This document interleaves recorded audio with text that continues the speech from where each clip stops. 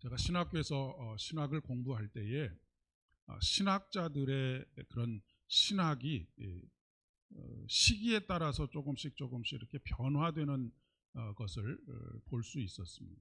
그러니까 20대에 하던 신학과 30대, 40대에 하던 신학과 50대, 60대에 주장하는 신학적인 주장들이 달라지는 것을 볼 수 있었습니다. 물론 그 시대의 변화도 있을 터이고 그 내면의 변화도 있을 것인데 처음에는 조금 이상하게 생각이 되었지만 이내 그것이 수긍이 되었습니다. 왜냐하면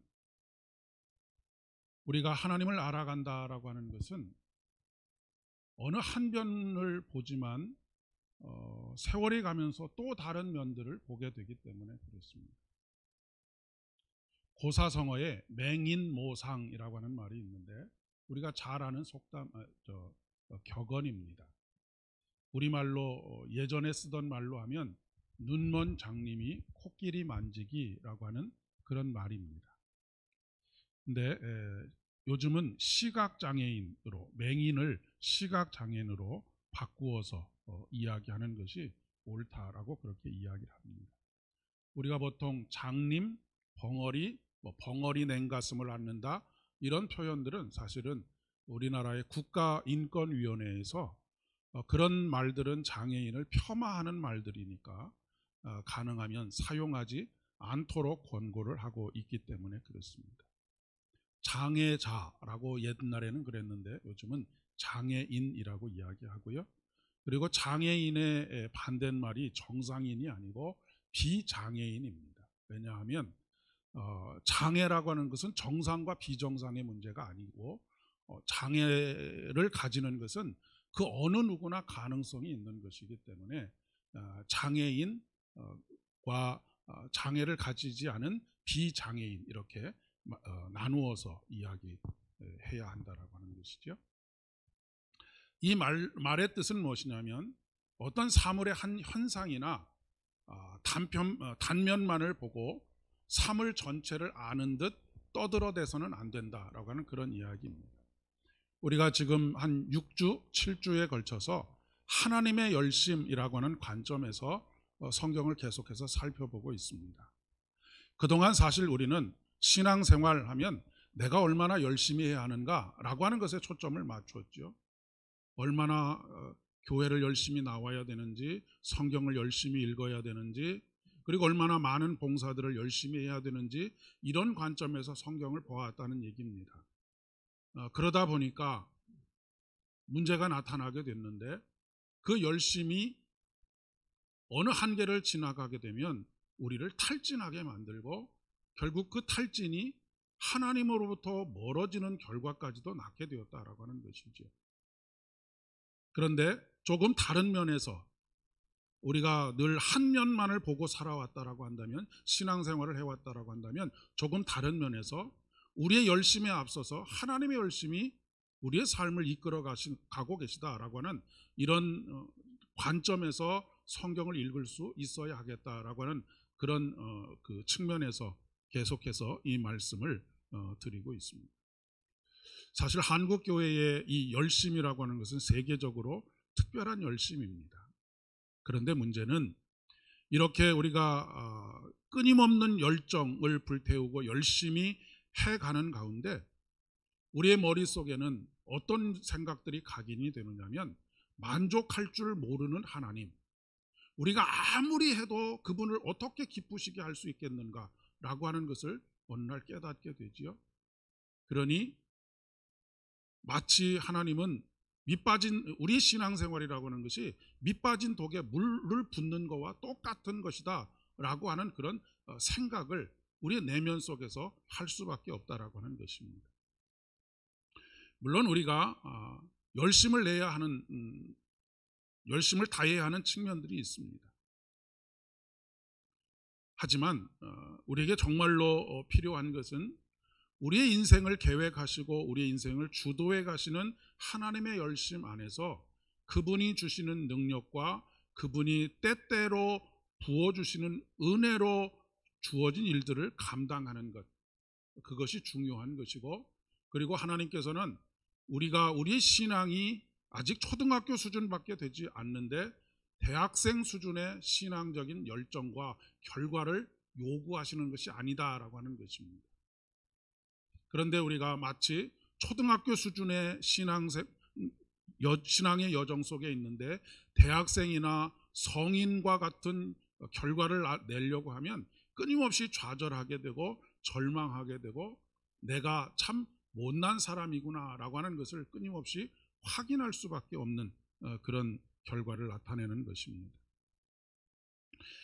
특별히 하나님의 열심을 뺀, 하나님께서 우리의 삶을 주도해 가시는 열심을 뺀 우리 자신의 열심은 우리의 삶의 결과를 결국 실패와 실수의 반복으로 이끌어 갈 수밖에 없다라고 하는 것이죠. 야곱이 저질렀던 실수와 실패가 그렇고 아브라함이 저질렀던 실패와 실수가 그렇고 성경에 나오는 수많은 인물들이 다 그렇습니다. 여기에 예외라고 하는 것이 있을 수가 없습니다. 물론 소가 뒷걸음질 치다가 쥐를 잡는다라고 하는 표현처럼 아주 우연하게 내가 열심히 하다가 하나님의 뜻과 아주 일치하는 그런 때가 있는데 그런 것은 정말로 앞서서 말씀드린 것처럼 소가 뒷걸음질 치다가 마치 쥐를 잡는 것 같이 희귀한 사건입니다. 그러니까 여러분이 성경을 묵상하실 때는 그동안 들어오셨던 그런 어떤 여러분만의 이 프레임이 있습니다.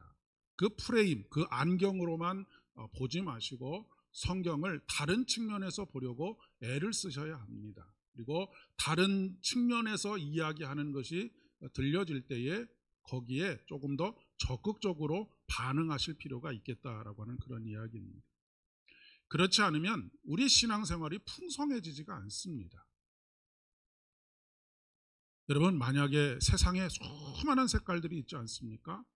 세상에는 또 무지개색이 있습니다. 7색깔 무지개가 있는데 어떤 사람은 흑색 하나만 보고 삶을 사는 사람이 있는가 하면 백색 하나만 보고 삶을 살아가는 사람도 있습니다. 단조롭기가 그지없는 삶을 살아가는 것이죠. 그러나 신앙이라고 하는 것은 이렇게 아름다운 색깔들이 서로 조화를 이루는, 그래서 우리의 삶을 더욱더 풍성하게 만들어주는 그런 것이라고 하는 것을 꼭 잊지 않으셨으면 좋겠습니다. 그리고 이렇게 한 가지 한 가지들이 모여서 더 큰 하나님에 대한 알을 우리에게 가져다 줍니다. 그러나 우리가 한 경험들을 조각조각 다 모은다고 해서 그것이 하나님 전부를 다 알 수 있는 것은 절대로 아닙니다. 왜냐하면 하나님은 우리가 아는 것, 우리의 모든 경험과 지식, 70억, 80억의 인구의 모든 하나님에 대한 경험을 다 모아도 언제나 하나님은 그보다 크신 분이시기 때문에 그렇습니다. 그렇기 때문에 우리가 말씀을 묵상할 때에 반드시 가져야 될 자세가 뭐냐면 겸손함을 잃지 않는 것입니다. 나의 무지함을 항상 인정하면서 하나님의 말씀을 묵상해야 한다라고 하는 그런 이야기입니다. 오늘 본문에서 야곱은 꿈을 꿉니다. 형 에서를 피해서 외삼촌이 살고 있는 밧단 아람으로 어머니가 이 야곱을 보내지 않습니까? 그런데 그 가는 길에 오늘 베델이라고 하는 곳, 본래는 루스라고 하는 곳에서 하나님을 만나게 됩니다. 그 사건에 대한 이야기를 오늘 기록하고 있습니다. 야곱이 본래 살던 곳에서 밧단 아람까지는 거의 한 900km에서 1000km 정도가 됩니다. 지금 우리나라 지도로 따지면 서울에서 부산을 왕복하는 정도의 거리입니다. 근데 지금 고속도로가 그렇게 나 있는 것도 아니고요. 그곳은 수많은 강도들도 있고 또 뭐 독종들도 있고 수많은 위험들이 도사리고 있는 그런 거리입니다.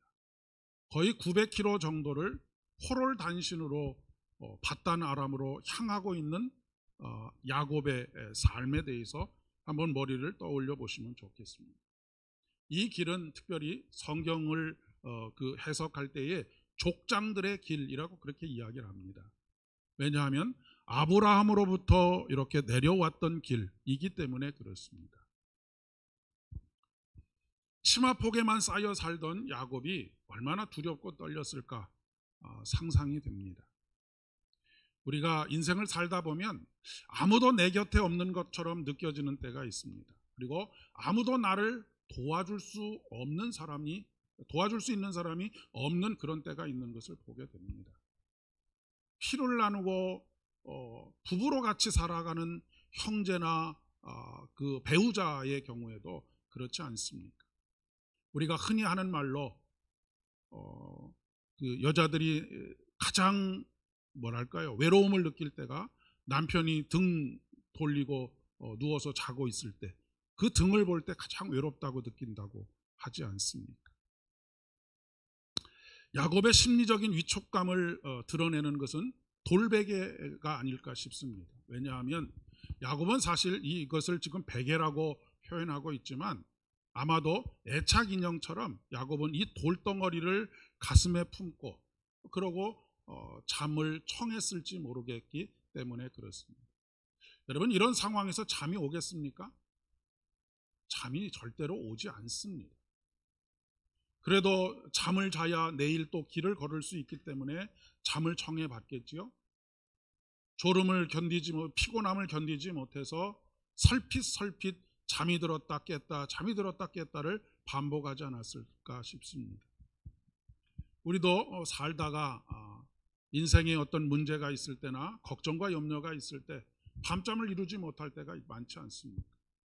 그리고 잠깐씩 잠이 들다가도 금방금방 깰 때도 많이 있지 않습니까? 그때 하나님께서 야곱을 찾아오신 것입니다. 이것이 중요합니다. 야곱이 하나님을 찾아간 것이 아니라고 하는 것입니다. 하나님께서 야곱을 찾아오셨습니다. 야곱은 스스로 호롤단신이라고 생각을 했고 아무도 나를 도와줄 사람이 없고 아무도 나와 동행하는 사람이 없다라고 생각했던 이 야곱에게 하나님께서 찾아오신 것입니다.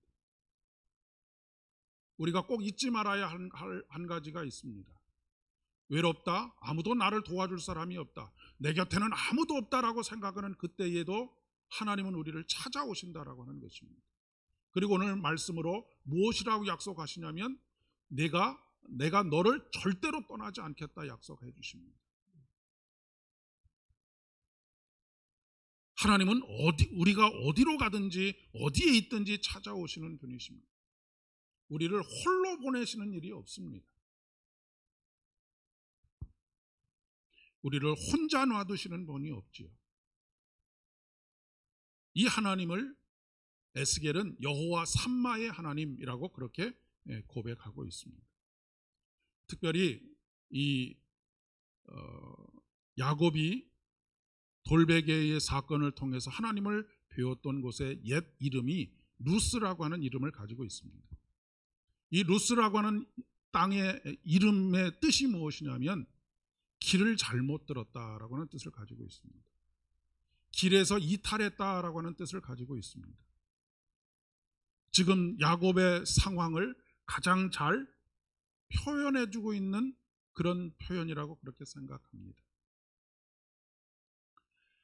본래 하나님께서 계획하셨던 그 길에서 야곱은 지금 이탈했습니다. 자기의 열심으로 무엇인가를 해보려고 하다가 하나님께서 세우신 길에서 이탈하게 된 것이죠. 그런데 여기서 중요한 것은 우리가 하나님의 뜻을 거스르고 이탈한 그곳에도 하나님은 찾아오신다라고 하는 것입니다. 그리고 우리와 함께 하신다라고 하는 것이고 우리와 동행하신다는 사실입니다. 야곱은 비로소 거기에서 베델 곧 하나님의 집을 고백하게 되지. 벳이라고 하는 말은 집이라고 하는 뜻입니다.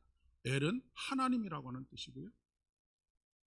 베들레헴 할 때 베들레헴이라고 하는 말 자체가 떡집이라고 하는 뜻을 가지고 있습니다. 앞에 벳이라고 하는 말이 의미하는 것이 바로 집이기 때문에 그렇습니다. 그러니 우리가 조금 우리의 삶을 살아갈 때에 담대할 필요가 있겠습니다. 실수할까봐 실패할까봐 너무 전전긍긍하지 않으셨으면 좋겠다는 말씀입니다. 그렇다고 해서 일부러 실수하거나 실패하시라는 말씀이 아니라 하나님께서 광야의 길을 내시고 사막에 강을 내시는 하나님이시다라고 하는 것을 잊지 마시고, 우리가 우리의 연약함으로 말미암아 실수하고 실패하고 길에서 이탈했을 때에도 그것이 우리의 삶의 끝이 아니라 바로 하나님께서는 그 자리에서 새로운 길을 내시는 분이시고 큰 강을 만드시는 분이시다라고 하는 사실이기 때문에 그렇습니다. 여기서 중요한 것은 어떤 상황에서든지 어떤 환경에서든지 어떤 자리에서든지 하나님과의 동행을 확인하는 것입니다.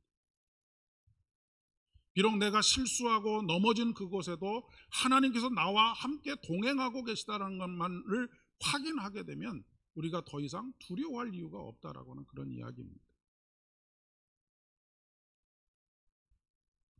또 여기에서 한 가지 중요한 것은 꿈을 꾸게 하시는 분이 하나님이시다라고 하는 사실입니다. 여러분 중에 혹시 오늘 내가 이런 꿈을 꿔야지 하고 잠들기 전에 결심을 하고 잠이 들어서 그 꿈을 꾸시는 분이 계십니까? 세상에 그런 사람은 없습니다. 물론 잠재의식이 우리의 꿈에 나타난다라고 그렇게 이야기는 하지만 내가 이런 꿈을 꿔야지라고 결심한다고 해서 그런 꿈을 꾸는 것이 아니지요. 꿈을 꾸게 하시는 분이 누구입니까? 하나님께서 꿈을 꾸게 하시는 것입니다. 그러니 우리 그리스도인들에게 꿈을 가지십시오라고 말하는 것은 사실 이치에 맞지 않는 말입니다. 우리가 편의상 그리고 관용상 그렇게 쓰는 말들이 굉장히 많이 있습니다. 성령 받아라. 사실 이 말은 틀린 말입니다. 성령을 누가 주는 것입니까? 성령은 목사가 주는 것이 아닙니다. 성령을 받으라고 던져주는 것이 아니지요. 성령은 성령 하나님께서 자유롭게 우리에게 임하시는 것입니다. 그런데 표현을 성령 받으라고 표현하는 것이죠.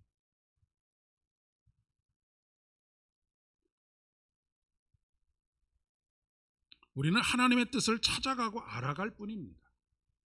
우리가 꿈을 꾸는 것이 아니고 그분의 꿈, 그분이 꿈꾸게 하시는 그 꿈을 찾아가는 것이지. 하나님께서 말씀하신 것을 목표로 한 걸음 한 걸음을 내디뎌 가는 것입니다.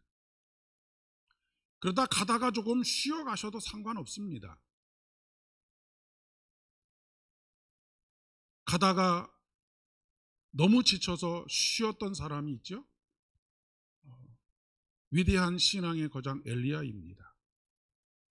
그는 바알과 아세라의 제사장 850명과 어마어마한 영적인 전투를 하고 난 이후에 탈진이 되어서 로뎀나무 아래에서 기진맥진, 그래서 그곳에서 쉬고 있었습니다. 그때 하나님께서는 그를 찾아오십니다. 그리고 그에게 떡과 물을 주시고 다시 기운을 찾아서 네 길을 계속 걸어가라 라고 말씀하시지 않습니다. 신앙의 여정 속에서 너무 자기 자신을 괴롭히지 않으셔도 됩니다. 때때로 많이 힘들고 어려울 때는 그냥 주저앉아 계시면 됩니다. 그럴 때 하나님께서 찾아오셔서 떡과 물을 주십니다. 말씀 앞에 나오고 낙심한 마음들이 위로를 얻습니다. 하나님은 결코 우리에게 무관심하게 그렇게 놔두지 않으시기 때문에 그렇습니다. 제가 아주 어린 청년 시절에 조금 힘든 일이 있어서 굉장히 힘들어하는 모습을 보면서 할머니께서 항상 1시간 정도 지나면 또 오셔서 야, 그래도 밥을 먹어야 힘을 차리지 라고 하셨던 적이 있었습니다. 우리 하나님이 그런 하나님이십니다. 너 그것도 못 이겨내느냐라고 그렇게 책망하지 않으십니다. 오래 기다려 주십니다. 그리고 먹을 것을 주십니다. 그렇게 찾아오신 하나님께서 야곱에게 이렇게 약속하시죠. 내가 너와 함께 있어 내가 어디로 가든지 너를 지키며 너를 이끌어 이 땅으로 돌아오게 할지라. 내가 내게 허락한 것을 다 이루기까지 너를 떠나지 아니하리라 라고 말씀하십니다. 여기서 한 가지 좀 의문이 생깁니다. 어떤 의문이냐면, 다시 이 땅으로 돌아오게 하실 것이라면 가지 않도록 만들어 주시면 더 좋지 않았겠는가라고 하는 생각입니다. 가지 않을 수 있도록 형 에서의 분노를 조금 누그러뜨려 주시든지 여러 가지 상황들을 조금 만들어 주시면 더 좋지 않겠는가라고 생각하실 수 있지 않겠습니까? 왜 하나님께서는 다시 돌아오게 할 것이면서 그 험한 길을 떠나게 하시느냐라고 하는 것입니다. 우리는 이런 일들을 만날 때 하나님을 원망하게 됩니다. 물론 잘못은 자기가 했는데 원망은 하나님께 합니다. 인생에서 가장 힘든 일이 무엇일까 생각해 보면, 이 세상에 보이는 것들, 내가 축복이라고 보이는 것들을 직접 가서 확인해 보니까 축복이 아니라고 하는 것을 깨달을 때입니다.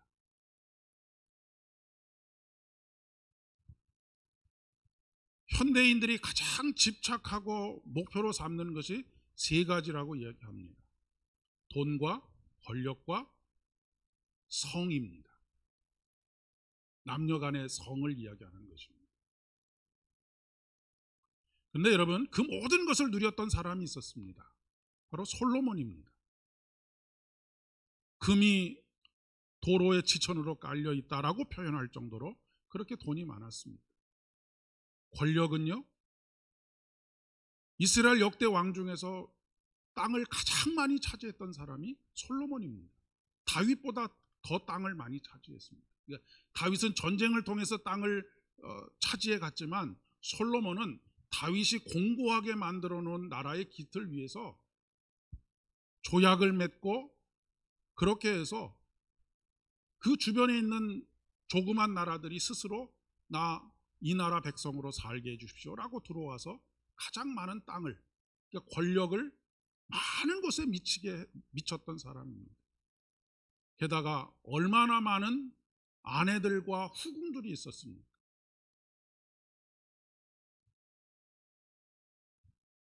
그런데 문제는 그것을 끊임없이 탐닉해가는 가운데 그의 결론은 무엇입니까? 헛되고 헛되니 모든 것이 헛되다라고 하는 것입니다. 솔로몬의 인생이 참 불행했습니다. 왜요? 돈으로 행복해질 줄 알았는데 그것의 끝에 가보니까 헛되다라고 하는 것을 깨달았던 것입니다.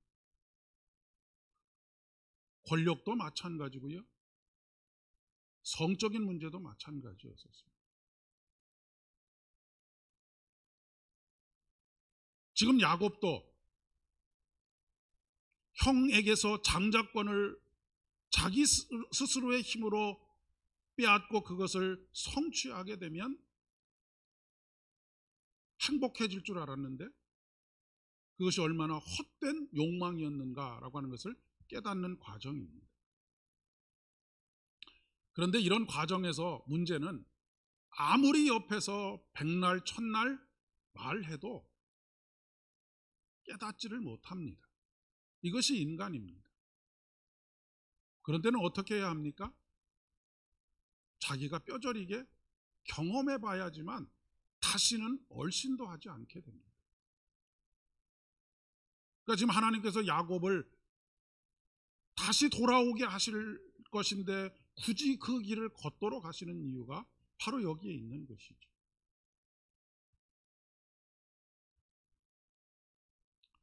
우리가 가지는 의문이 하나 있지 않습니까? 왜 예수를 믿지 않는 사람들이 승승장구하는가? 왜 그럴까요? 하나님의 자녀들이 아니기 때문에 그렇습니다. 하나님의 자녀들은요, 잘못 가고 있으면 하나님께서 그것을 반드시 찾아가셔서 하나님을 보여주시고 개입하십니다. 우리들은 하나님의 자녀이기 때문에 가만히 놔두지 않는 것입니다. 설교의 기능이 거기에만 있는 것이 아니지만 매주일 설교를 통해서 잔소리를 하십니다. 너 그렇게 살면 안 돼? 너 그렇게 살다가 인생이 허망하게 끝난다?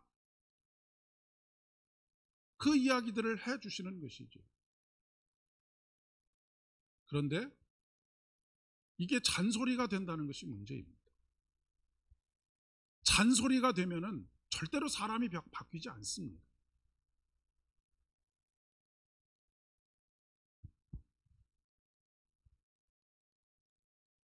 그럴 때는 하나님께서 실패하도록 놔두시지요. 그러나 오래 놔두지 않습니다. 여러분, 그런 사람들, 그 실패를 경험한 사람들이 가장 많이 모이는 곳이 어딘 줄 아십니까? 신학교입니다. 신학교에 처음 들어가서 이제 신앙 모임을 가지고 사경회를 하면 다 한 대씩 두 대씩 얻어맞은 경험들을 다 이야기합니다. 거의 대부분이 그렇습니다. 그런데 여러분, 이것이 얼마나 큰 은혜인 줄 아십니까? 하나님께서 자녀이기 때문에 그 고난을 통과하게 하시는 것입니다. 그러면서 우리 표현으로 사람이 돼가는 것이죠. 하나님께서 오늘 말씀에 땅을 약속하십니다. 아브라함에게도 땅을 약속하셨죠. 그런데 여기서 분명히 우리가 깨달아야 할 것은 하나님께서 목표하시는 바, 목적하시는 바는 그들에게 땅을 주시는 것이 아니라고 하는 것입니다. 하나님께서 목적하시고 목표하시는 분은 그 땅을 소유하여서 그 땅을 하나님의 뜻대로 일구어 갈 수 있는 수준의 사람으로 만드는 것이 하나님의 목표입니다. 하나님께서 땅을 주시는 것은 정말로 쉽습니다. 왜요? 모든 것이 다 하나님의 소유이기 때문에 그렇습니다. 그런데 그것을 잘 감당하고 하나님의 뜻대로 경영할 수 있는 사람을 만들어내는 일은 결코 쉽지 않습니다. 하나님께서 밧다람 아람까지의 그 머나기 긴 여정, 거리만 먼 것뿐만 아니라 무려 20년이라고 하는 세월 동안 하나님께서 훈련시키신 이유가 바로 여기 있는 것입니다. 그 수준의 사람으로 올라오기를 기다리시는 것이죠.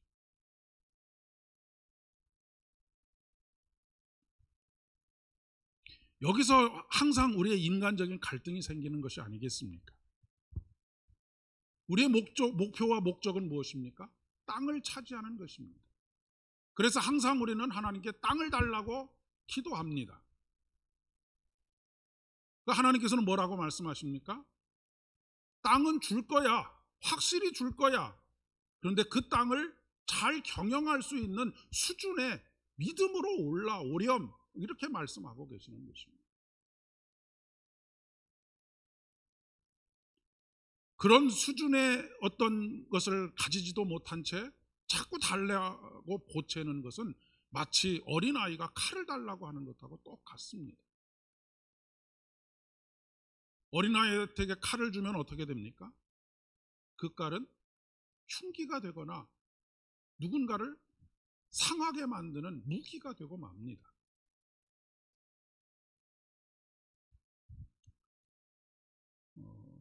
제가 유학을 이제 저희 아내하고 아이들하고 같이 가보니까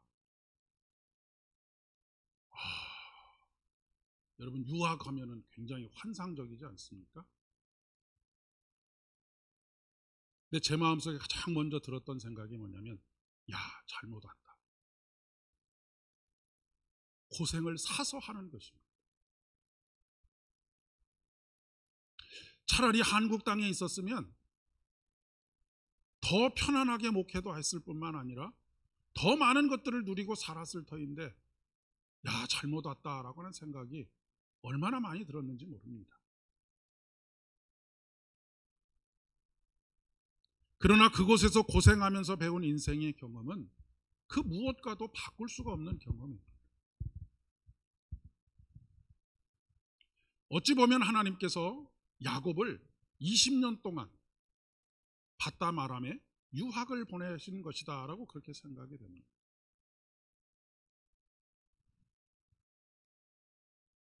그러니 우리는 환경을 바꾸려고 할 것이 아니라 그 환경을 대하는 나를 바꾸려고 노력을 해야 합니다.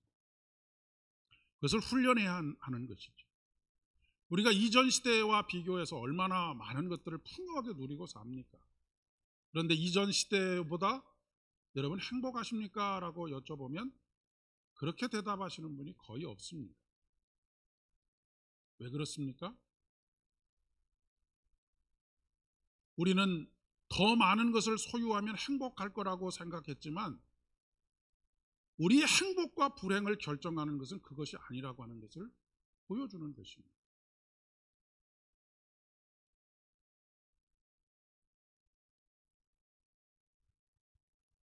오늘 야곱의 행보는 베델에서 끝나는 것이 아닙니다. 여기서 하나님을 만났다고 해서 그의 행보가 끝나지 않습니다. 오히려 이제 시작입니다. 여기서 한 가지 중요한 것이 있습니다. 어디로 가든지 하나님께서 그와 함께 하신다라고 하는 것을 이제는 알았다라고 하는 것입니다. 이거 하나면 충분합니다. 어디로 가 있든지 무슨 혹독한 훈련 속에 있든지 간에 하나님이 나와 함께 하신다라고 하는 이 사실 하나만 우리 머릿속에 마음속에 각인되어져 있으면 더 이상 필요가 없는 것이죠.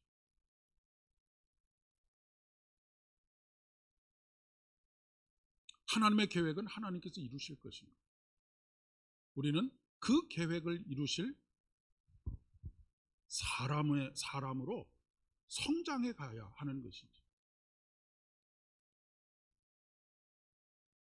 하나님은 하나님의 약속을 반드시 이루실 것입니다. 언제요? 우리가 그것을 감당할 만한 그릇이 되었을 때. 그러니 여러분 언제에 집중하지 마시고 내가 그럴 만한 그릇으로 준비되어 있는가라고 하는 것에 집중해야 합니다. 예수님께서 다시 오실 날에 대해서 말씀하셨을 때 제자들이 물었던 것이 무엇입니까? 사람들이 물었던 것이 뭐냐면 언제입니까? 끊임없이 물었습니다. 그러나 예수님께서는 뭐라고 대답하십니까? 언제라고 대답하시는 것이 아니라 깨어 기도하라, 준비하라. 그 말은 무엇입니까? 우리가 그 마지막 날 하나님의 그 영광 가운데 임하시는 그것을 거룩한 신부로서 기름을 준비한 여인들처럼 준비되어지는 그런 삶을 살라라고 하는 말씀이 아니겠습니까? 여러분이 좀 부자가 되셨으면 좋겠습니다. 높은 관직에도 올라가셨으면 좋겠습니다. 여러분의 자녀들이 그렇게 되었으면 좋겠습니다. 그러나 그것을 구하기 전에 그것을 감당할 만한 자녀들이 되게 해달라고 기도하셔야 합니다. 그런 자녀들이 될 때 하나님께서 그것에 걸맞는 것들을 맡겨주시기 때문에 그렇습니다. 그러니까 주객이 전도되면 안 된다는 말씀입니다.